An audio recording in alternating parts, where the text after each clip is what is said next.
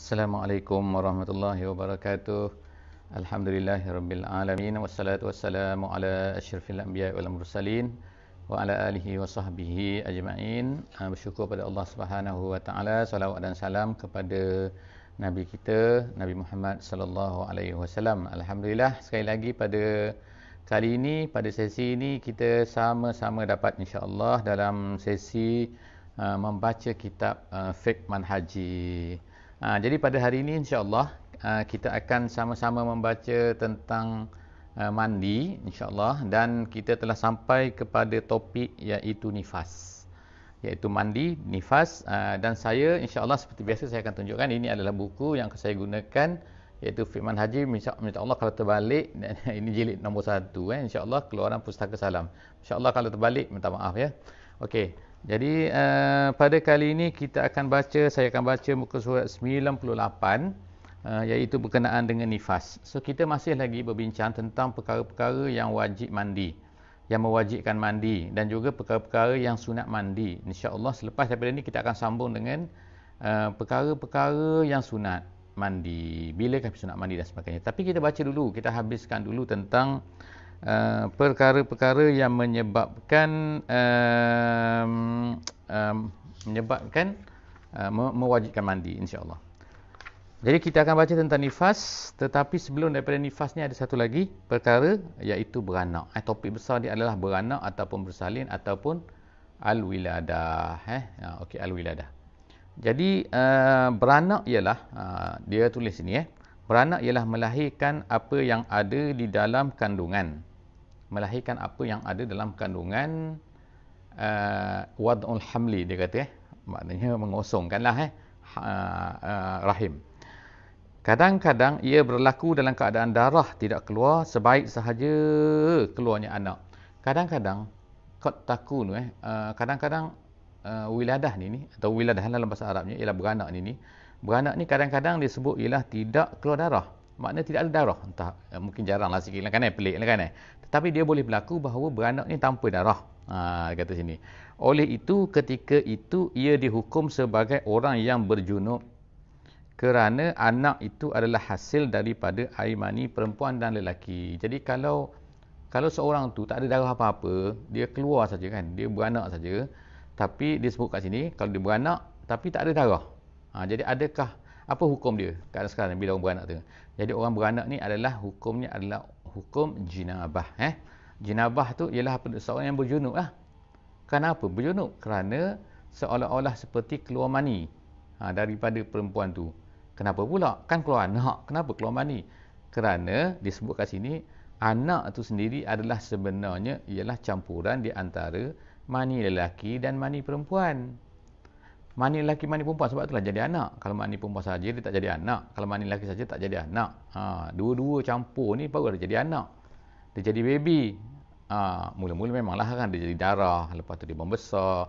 Kemudian keluar tangan, keluar kaki, keluar jantung, keluar mata, semua apa kan. Kemudian jadi anak 9 bulan keluar. Jadi bila keluar tu ialah keluar air mani. Jadi kan, bila keluar campuran air mani, sebab itulah maka dia diwajibkan mandi dengan kelahiran itu.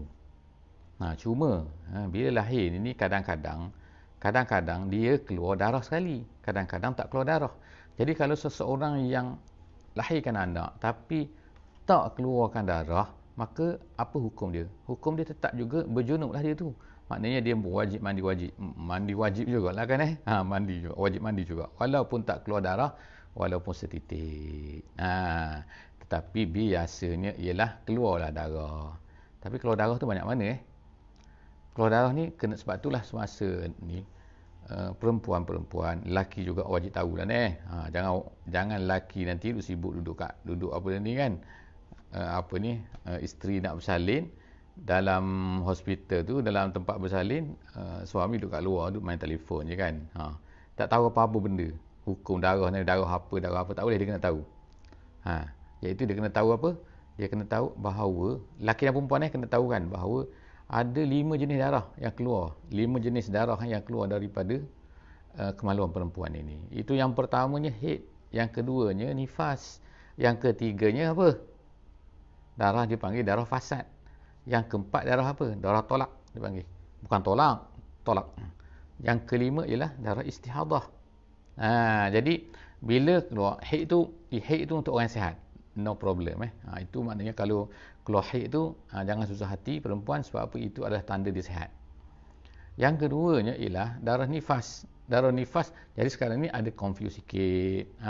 Darah nifas, darah tolak, darah istihadah, darah fasad, dipanggil fasad. Jadi kita akan baca lepas daripada ni kan, nak kenali darah-darah tu. Jadi kalau habis pembacaan kita ni, kalau masih tak kenal juga ni kan, tak tahu juga beza ni, ni tak boleh diterima. Okey, insya-Allah. Jadi kita baca sekarang ni ialah apa dia katakan, darah tu masa dia lahir tu, maka kemungkinan ada darah.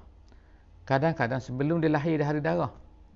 Lepas tu bila dia dah lahir, dah habis dah lahir, baby dah keluar dah, ada darah keluar selepas pada tu, itu darah lain.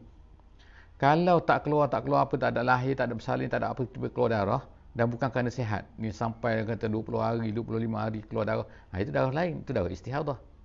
Jadi kena faham betul-betul.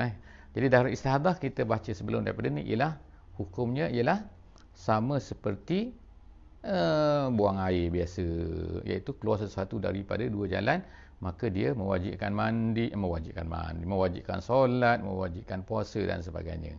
Jadi kena beza tu kan. Jadi kita ada 5 benda kan, 5 jenis darah. Jadi kita tengok dulu sini kan, bila beranak, budak tu dia kata, bila budak tu keluar saja, maka perempuan tu adalah telah berjunub. Okey, nak tak nak dia mesti mandi. Tapi yang bak darah pula ni, yang keluar ni kan, kena tengok pula. Darah tu sebelum baby tu keluar ke, semasa baby tu keluar ke, ataupun selepas baby tu keluar.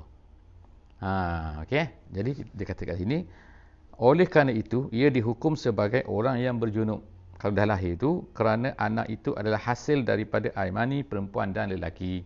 Walaupun dah lama lah kata. Dia bercampur ni bila? Sejak daripada 9 bulan lepas ni. Sekarang ni lahir anak. Maka takkanlah campuran lah. Memang juga tak kira. Dia adalah campuran juga. Hukumnya tetap tidak berbeza walaupun cara kandungan itu dilahirkan adalah berbeza. Tak kira lah kan. Dia keluar ikut mana, dia keluar ikut belah ke, ikut perut, ikut atas, ikut mana. Tak kira kan tak buat operate ke tak operate ke, dia kira keluar belaka tu kan. Okey, cuma kalau operate ni cerita lain kan. Darah yang keluar tu kan, tu darah belah ataupun itu cerita lain. Okey, ni cerita pasal darah daripada kemaluan. Apabila darah keluar selepas keluarnya anak, ini biasa yang berlaku kan. Anak dah keluar dah, darah keluar lagi. Dia ikut dia kata dia duduk main dengan budak ni, tapi tiba budak tu dah keluar, jadi dia nak ikut. Dia nak ikut ni kadang-kadang panjang, kadang-kadang sekejap je. Okey. Maka darah ini dikenali sebagai darah nifas. Jadi yang keluar selepas tu adalah nifas. Habis tu yang keluar sebelum apa? Itu nama dia darah fasad. Fasad. Begitu jugalah, sebab itulah katakan contoh lagi ni. Katakan ada perempuan tu dia kembar, dia nak lahir anak kembar. Jadi keluar satu. Ada lagi seorang baby dalam tu. Jadi tengah-tengah tu dah keluar satu, ada seorang baby satu lagi tu duduk tunggu kat dalam tu, kat dalam rahim, bukan kat dalam labor, bukan labor room, bukan, dalam rahim tu ada seorang lagi, tengah-tengah tu keluar darah. Jadi darah tu darah apa? Darah tu masih lagi bukan darah nifas. Bukan darah nifas. Katakan sehari beza, yang ni keluar satu hari, yang ni esok pula keluar, contoh lagi. Jadi apa yang berlaku tengah-tengah tu darah apa itu nama dia darah fasad. Bila darah fasad, maka hukumnya ialah bukan nifas. Bila bukan nifas, maknanya dia wajib sembahyang. Faham gitu tak? Tapi dia tak boleh sembahyang tak? Tak, mana dia boleh sembahyang tak kan? Gitu. Jadi maknanya dia qada lah nanti. Okey. Maka darah ini dikenali sebagai darah nifas. Nifas tu apabila tu baby dah keluar dah habis keluar. Nifas mempunyai beberapa hukum yang berkaitan dengannya sebagaimana yang akan dijelaskan. Jadi kita akan baca sekarang ni ialah tentang darah nifas lah. Sebab kebiasaannya ialah darah nifas. Okey, tadi selesai. Tadi tentang apa ni? Bersalin, beranak. Jadi kalau bersalin, beranak tu adalah hukum dia adalah hukum junub. Kita kata. Okey. Yang seterusnya ialah nifas ni. Nifas ni ialah apa? Nifas maknanya pada bahasa ialah beranak. Kalau ikutnya kan. Kalau ikutnya nifas tu sendiri maknanya al-wiladah maknanya. Nifas dan wiladah tu adalah the same meaning saja. Cuma kat mana beza dia? Beza dia pada syarak lah. Pada syaraknya ialah dia kata dam tu, darah tu yang keluar selepas nifas tu ialah darah yang keluar selepas daripada keluarnya baby. Kita sebut keluar baby lah kan, keluar anak lah kan. Manakala pada syarak ialah darah yang keluar selepas daripada beranak. Ini dinamakan nifas. Kerana ia keluar selepas daripada keluarnya nafs. Sebab tu nifas. Sebab an-nafsu tu ialah maknanya nyawa kan. Iaitu jiwa. An-nafsu. Jadi an-nifasu keluar yang darah yang keluar selepas daripada jiwa tu keluar. Dan perempuan tersebut dipanggil nufasa. Budak perempuan tu, orang perempuan yang keluar darah nifas tu dipanggil dia sebagai nufasa. Itu. Darah yang keluar ketika sakit hendak bersalin atau bersama dengan keluarnya anak tidak dianggap sebagai darah nifas. Tu jaga elok. Darah yang keluar nak bersalin, keluar darah dulu. Itu darah tu bukan darah nifas. Darah tu adalah darah apa? Darah fasad. Atau bersama dengan keluarnya anak. Bersama keluar anak tu dipanggil darah tolak. Gitu. Anak tidak dianggap, bukan tolak orang tu, bukan tolak perempuan tu kan, bukan, tolak. Anak tidak dianggap sebagai darah nifas kerana ia mendahului anak ketika keluar, bahkan darah tersebut dianggap sebagai darah yang rosak ataupun darah yang kotor. Jadi sama ada nama dia tu fasad ke, nama ada tu tolak ke, maka kedua-dua tu adalah sama hukum dia seperti hukum darah nifas. Okey. Habis tu. Jadi, oleh kerana itu, wajiblah ke atasnya bersembahyang. Siapa wajib? Perempuan tu lah. Kalau keluar darah dulu tu kan. Dia darah, maknanya dia keluar darah dulu. Beranak tak lagi. 2 hari dah keluar darah. Maka, dia kena qada lah. Kalau dia tak, sebab apa? Dia wajib semayang pada masa tu. Kalau dia boleh semayang, baguslah. Tapi masalah kalau tak boleh semayang, dia kena qada lah kan. Sebab darah tu bukan darah nifas. Okey. Oleh itu wajib ke atasnya sembahyang ketika sakit hendak bersalin. Walaupun ia melihat darah keluar. Walaupun ia melihat darah keluar. Apa benda pula? Katakan, pening apa benda pula ni? Wa ala zalika, kalau bahasa Arab saya sebut. Saya baca. Wa ala zalika tajibu alal mar'ati as-solah asna'ut talaq walau ra'atid dam. Wa iza lam tatamakkan minas solah wajaba qada'uha. Itulah maksud dia. Maksud dia ialah dia kata bila dia melihat je darah tu ada, maka dia wajib sembahyang. Memanglah kan. Bukan melihat darah tu ada dia wajib sembahyang, maka dia wajib sembahyang walaupun melihat darah. Gitu. Pening kepala saya. Bukan darah je pening, saya pun pening juga. Wa iza lam tatamakkan minas solah, kalau katakan dia tak boleh sembahyang, macam mana kalau ada keluar darah, kawan payung dengan habis waktu zuhur. Daripada awal zuhur dengan bergeluman dengan darah tu, maka pada ketika itu zuhur itu wajib juga pada dia. Wajib pada dia. Cuma dia tak boleh sembahyang.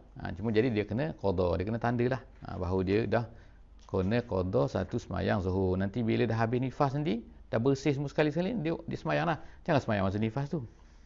Okey, sekiranya dia tidak mampu untuk sembahyang, maka dia wajib mengqadakannya. Habis. Sekarang ni kita akan tengok pula tempoh nifas.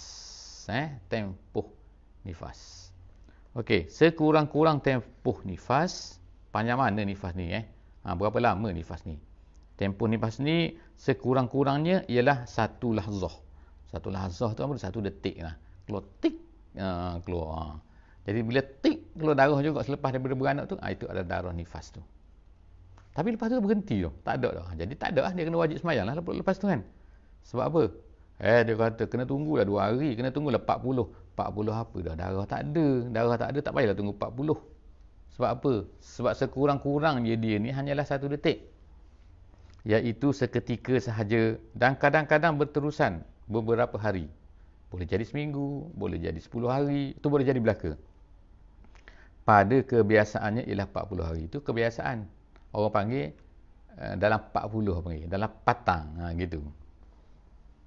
Jadi bila sebut dalam pantang tu maknanya biasanya 40 hari lah. Tapi jangan mesti 40, tak mesti tunggu 40 hari. Kalau orang lama-lama dulu duduk atas apa ni? Duduk atas. Duduk atas ada api kat bawah tu. Jadi suami kena nyalakan api selalu kat bawah tu supaya panas. Jadi isteri duduk kat atas tu. Duduk kat atas tu selama mana? Lama mana? 40 hari. Dalam 40. Tak semesti 40 hari. Mungkin kalau dah berhenti darah tu dah berhenti dalam masa 10 hari. So lepas 10 hari dia kena solat. Okey, dan yang paling maksimal ialah 60 hari dia kata. Jadi 60 hari. Jadi ertinya kalau lepas 60 hari, tiba-tiba ada darah juga, macam mana? Kalau ada darah juga selepas 60 hari, maka darah tu tak dikira sebagai darah nifas lah. Jadi dia darah apa? Darah istihadah lah. Jadi bila darah istihadah, wajib sembahyang. Okey. Oleh itu darah yang keluar selepas tempoh tersebut dianggap sebagai darah istihadah. Kan dia kata kaedah yang digunakan dalam menentukan tempoh ini, nanti ada orang tanya pula, kata siapa yang kata setitik, siapa yang kata 40 hari, siapa yang kata ni pula ni kan. Jadi samalah sebiji macam perbincangan kita tentang hari tu, iaitu tentang apa? Haid ni kan. Siapa yang tentu 1 hari, siapa yang tentu 7 hari, siapa yang tentu 15 hari. Mari mana? Itu kaedah dia kata. Sebenarnya kaedah yang digunakan dalam menentukan tempoh ini ialah istiqra'. Gitu. Istiqra' tu apa?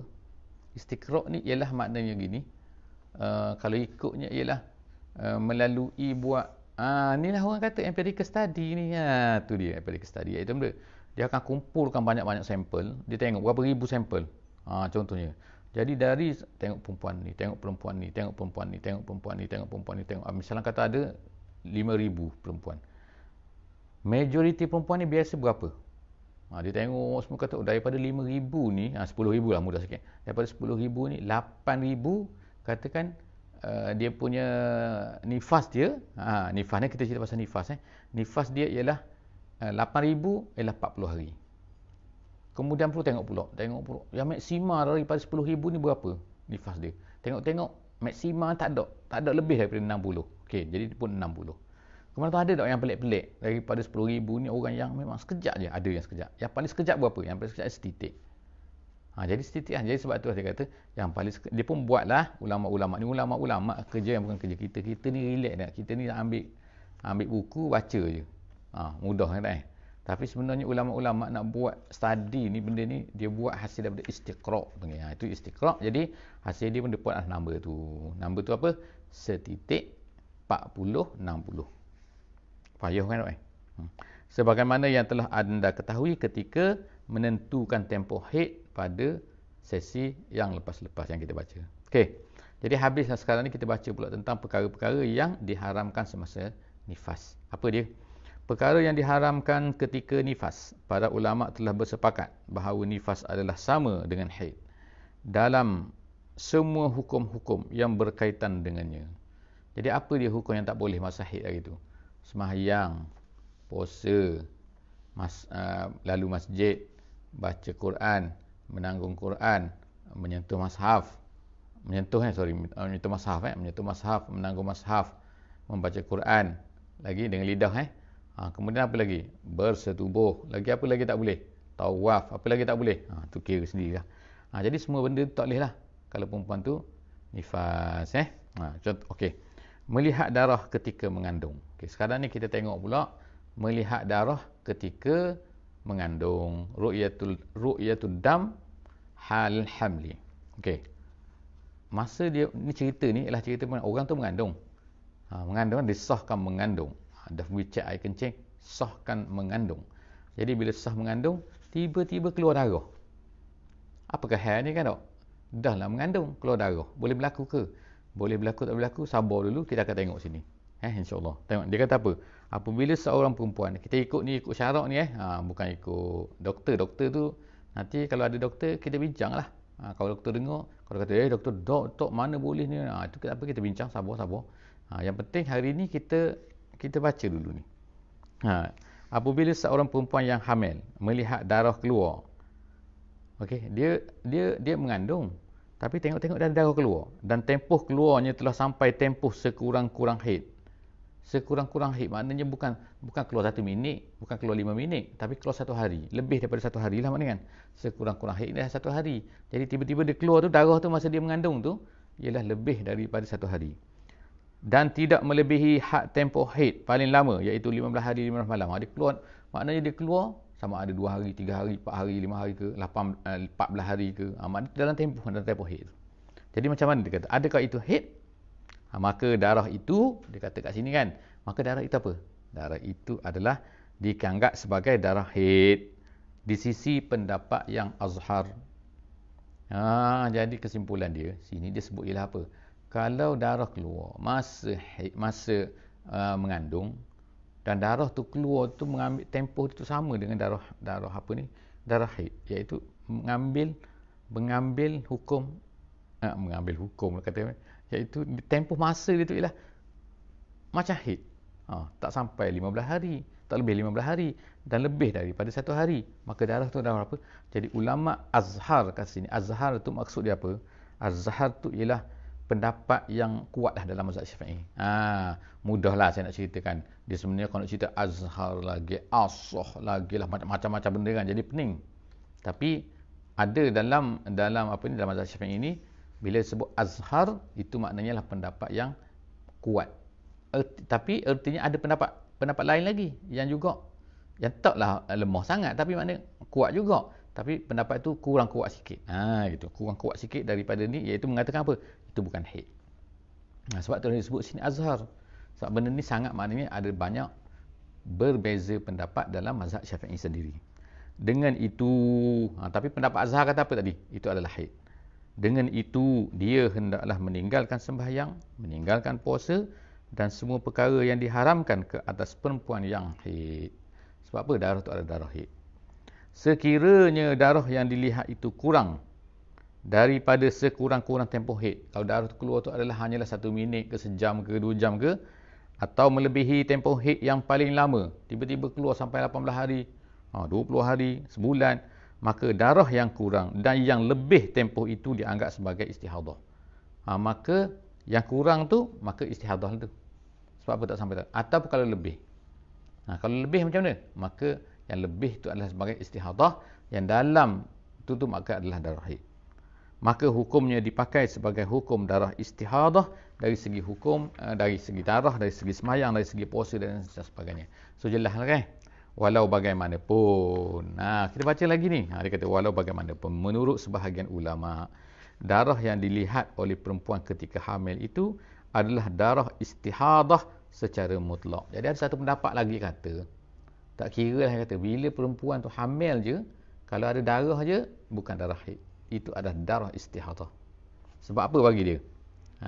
Sebab dia kata, sekalipun keadaan, walau bagaimana sekalipun keadaannya, dan bukan darah itu adalah darah haid. Ini kerana, dia pun sebut kan, lubang tempat keluar haid akan tertutup ketika hamil.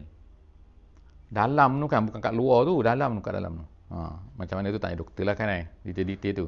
Dan inilah kebiasaan dan kebanyakan. Dan ini adalah kebiasaan dan kebanyakan yang berlaku sekiranya perempuan hamil keluar darah haid, maka ini adalah perkara yang sangat jarang berlaku. Jadi inilah yang dikatakan tadi, kita kata pendapat ulama mereka kan, dipanggil muqabil azhar. Muqabil azhar ni ialah yang lawan kepada pendapat azhar tadi. Jadi maknanya benda? Maknanya itu pendapat yang kurang kuat sikit lah. Cuma kuat juga. Bukanlah lemah dahsyat tu kan, bukan. Tapi pendapat ini juga pendapat yang begitu kuat juga, tapi kurang kuat daripada tadi yang kata haid tadi. Jadi ada dua pendapat lah sini kesimpulan ni, iaitu apa? Pendapat yang pertama kata ialah ia adalah darah haid kalau mengikut tempoh, kalau dalam tempoh haid mengikut hukum apa, term and condition haid itu, maka tapi satu lagi pendapat yang muqabil azhar kata tidak. Sebab apa? Kalau keluar masa mengandung, maka darah itu bukan darah haid dah. Sebab apa? Tak ada dah. Dia dah tersumbat, dia tak keluar, tak boleh. Lubang dia dah tertutup dah, tak boleh. Itu kata apa ni kan? Kata pendapat yang kedua. Jadi habislah. Tu kesimpulan dia. Jadi habislah kita kata sini, ialah kita akan masuk pula sekarang ya, tempoh mengandung. Okey, jadi saya nak sebut sikit kat sini kan. Jadi adalah ulama-ulama telah membuat apa ni kan, membuat explanation sikitlah Ni ulama kan, bukannya saintis, bukannya doktor. Jadi ulama-ulama adalah mengatakan apakah hikmahnya. Hikmah nifas tu berapa biasanya? Iaitu dia kata setitik ataupun 40 ataupun 60 kan tak? Kalau selepas 60 tu bukan dah, itu dah istihadah kan tak? Jadi ulama-ulama pun membuatlah kenapa ni? Jadi darah nifas ni apa benda? Kenapa panjang sangat keluar dia kan tak? Jadi setengah ulama kata ginilah, dia kata. Ini cerita hikmah ni. Awak dengarlah, kalau salah awak janganlah marah kat saya kan. Saya cerita je. Iaitu dia kata darah haid ni dia akan keluar setiap bulan. Dia akan keluar setiap bulan ni berapa? Iaitu 7 hari lah standard dia kan tak? 6 hari, 7 hari. Jadi 6 hari, 6 hari, 6 hari. Kali ikutnya kan. Perempuan yang mengandung tu berapa lama? 9 bulan. Jadi kalau ikutnya cuba kali. 9 kali 7 berapa? 9 kali 7 ialah 63, betul tak? Tu tak saya tahu kira matematik. 9 kali 7, 63. Kalau 9 kali 6, berapa pula 52 tak? Betul, 9 kali 6. Betul kedok tu. Agaknya betul kot. Jadi nampak tak? Jadi dia kata, darah haid ni dia tak keluar juga. Dia nak keluar juga. Nak keluar juga bila? Pada masa orang tu bersalin, orang tu mengandung. Jadi tengok-tengok dia mengandung. Jadi dia nak keluar, jadi terkumpul. Nak tak keluar, dia terkumpul. Jadi dia terkumpul. Lepas tu, tiba-tiba, jadi tetapi tersumbat dengan budak tu. Ada baby kat situ. Jadi tak boleh keluar lah kan. Jadi bila baby tu dah keluar pun, dia pun ikutlah keluar. Jadi, dia ikut keluar dan dia pun ambil masa jugalah. Ambil masa berapa? Ambil masa selama, itulah, lama masa dia tu haid tu kan. Sepatutnya haid ni dia kata, haid akut ialah 63 hari. Jadi aku nak keluar 63 hari. Tapi 60 je lah. Ataupun dia nak keluar kata 52 hari. Dia kata. Mana tahu. Jadi dia keluar 52 hari. Gitulah. Itu kata setengah ulama lah kan. Okey. Jadi kita balik. Tempoh ialah tempoh mengandung. Mengandung ni berapa lama? Sekurang-kurang tempoh mengandung ialah 6 bulan. Ini mengikut syarak. Dia kata sekurang-kurang tempoh mengandung ni. Ulama-ulama ni ambil daripada mana? Dia kata sekurang tempoh 6 bulan. Maksudnya ialah sekurang-kurang tempoh mengandung. Maknanya kalau orang tu beranak, apa maksud dia sekurang-kurang tempoh mengandung? Maknanya kalau orang tu sebelum 6 bulan lagi, dia dah kahwin. Kahwin 5 bulan beranak. Dapat anak. Artinya apa? Bahawa anak tu ialah bukan anak suami dia tu. Sebab apa? Sekurang-kurang mengandung ialah 6 bulan. Jadi tiba-tiba dia dapat anak sebelum daripada 6 bulan, artinya ialah anak tu tak boleh nasabkan kepada ayah dia tu. Itu bukan anak ayah dia tu. Tak kira lah kata DNA tak ada DNA, tak kira lagi ni. Kita kira cerita ni. Kita cerita ni. Sebab apa DNA tak boleh kira? Apa DNA tak boleh kira? Sebab apa? Mungkin dia buat satu benda sebelum daripada dia kahwin. Kan? Jadi anak tu ialah memanglah DNA dia. Tapi tempoh masa tak cukup. Faham tak? Jadi dari segi hukumnya ke sini ialah dia kata tempoh masa mengandung ialah 6 bulan. Ini adalah diambil daripada ayat Quran. Ulama kata ambil macam mana? Iaitu a'udzubillahi minasyaitonirrajim dalam surah Ahqaf ayat yang ke-15. Wa hamluhu wa fisaluhu 30 syahra. Allah Taala kata dan hamilnya dan tempoh menyusunya ialah 30 bulan. Hamil dan menyusu 30 bulan. Okey, tak apa. Satu. Lepas tu pula kita baca lagi ayat lain. Dalam surah Luqman pula. Surah Luqman ayat 14. Allah kata apa? Wa fisaluhu fi amaini. Dan tempoh menyusunya ialah 2 tahun. Jadi yang tadi tu wa hamluhu wa fisaluhu. Yang sini wa fisaluhu. Nampak tak? Jadi bila wa fisaluhu amaini, wa fisaluhu amaini menyusu 2 tahun. 2 tahun maknanya berapa? 24 bulan.